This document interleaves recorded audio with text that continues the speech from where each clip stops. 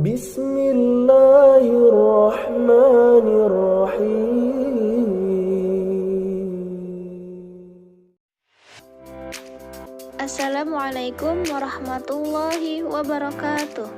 Bismillahirrahmanirrahim. Saya Anissa Eka Safitri, NPM 1911010015, kelas D semester 4, jurusan Pendidikan Agama Islam. Apa kabar teman-teman semua? Semoga kita semua selalu diberi kesehatan dan perlindungan oleh Allah. Amin ya rabbal alamin. Baiklah, di sini saya ingin menyampaikan penjelasan tentang permasalahan terhadap etika lingkungan. Apa sih etika lingkungan itu? Jadi, etika lingkungan itu merupakan kebijaksanaan moral manusia dalam bergaul dengan lingkungannya. Di samping itu, etika lingkungan tidak hanya berbicara mengenai perilaku manusia terhadap alam, tapi juga mengenai relasi antara manusia dengan manusia lain dan antara manusia dengan makhluk hidup yang lain secara keseluruhan. Mengapa etika lingkungan itu diperlukan? Agar setiap kegiatan yang menyangkut lingkungan dipertimbangkan terlebih dahulu secara cermat, sehingga keseimbangan lingkungan itu tetap terjaga. Apa aja sih hal-hal yang harus diperhatikan sehubungan dengan penerapan etika lingkungan? Nah, sehubungan dengan penerapannya, ada hal-hal yang harus diperhatikan, yaitu sebagai berikut. Yang pertama, manusia itu merupakan bagian dari lingkungan yang tidak terpisahkan, sehingga harus memiliki rasa saling menyayangi semua kehidupan dan lingkungannya.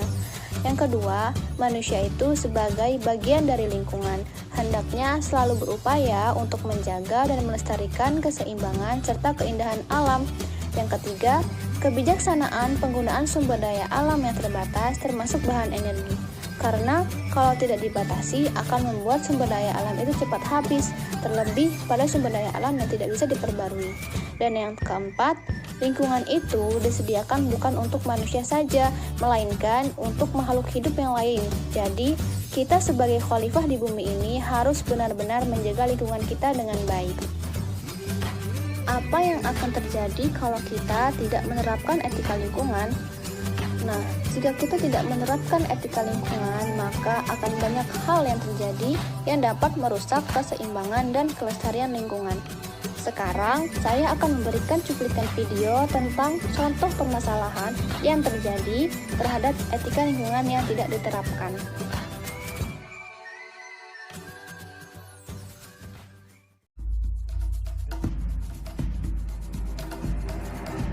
Salah satu masalah utama lingkungan hidup adalah polusi atau pencemaran lingkungan hidup. Menurut penelitian, diperlukan jutaan tahun untuk menyembuhkan polusi udara, air, dan tanah agar dapat normal kembali. Sektor industri dan asam kendaraan bermotor menjadi sumber utama polusi udara. Sedangkan polusi air lebih banyak disebabkan oleh tumpahan minyak, hujan asam, dan limbah perkotaan. Dan polusi tanah yang disebabkan oleh limbah industri yang merusak zat nutrisi di tanah yang penting bagi tumbuhan.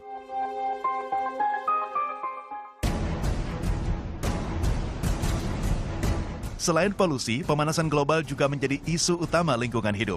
Sayangnya, sebagian besar pemanasan global terjadi karena ulah manusia seperti emisi gas rumah kaca. Efek dari pemanasan global sendiri menyebabkan meningkatnya suhu lautan dan permukaan bumi.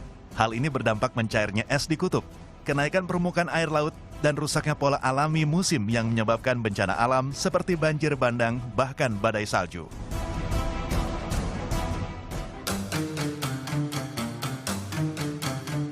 Masalah yang dianggap sepele seperti membuang sampah sembarangan, seperti limbah plastik dan limbah rumah tangga juga menjadi masalah besar untuk lingkungan hidup.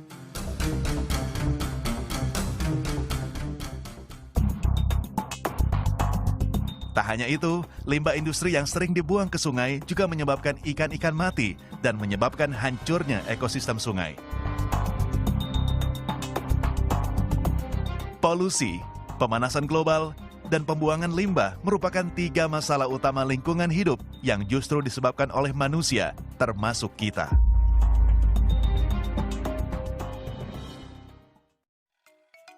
Nah, itulah video yang sudah kita saksikan. Gimana menurut kalian?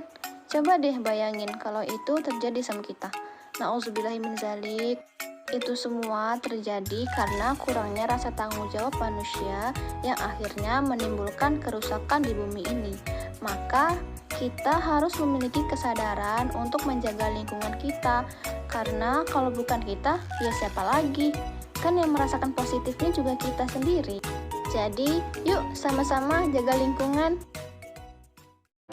Baiklah, sekian video dan penjelasan dari saya.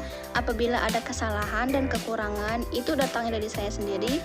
Dan apabila ada kebaikan, maka itu datangnya dari Allah. Jazakumullah khair, semoga bermanfaat. Saya akhiri, wabillahi taufiq wal hidayah. Wassalamualaikum warahmatullahi wabarakatuh.